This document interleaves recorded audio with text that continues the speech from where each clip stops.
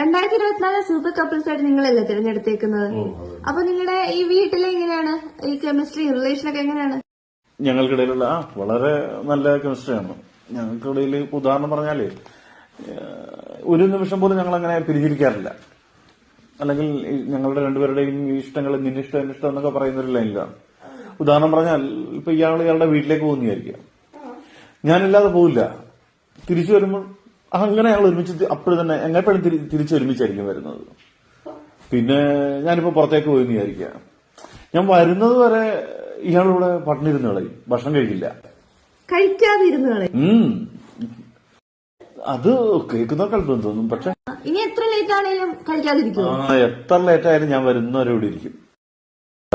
അത് ഞാൻ വന്നിട്ട് എന്തെങ്കിലും ഉണ്ടാക്കിയിട്ട് വേണ്ടേ കഴിക്കാൻ. അതാണ് ഒന്ന്. രണ്ട്, പിന്നെ വീട്ടിലൊക്കെ പോകുമ്പോൾ ഡ്രൈവറായിട്ടും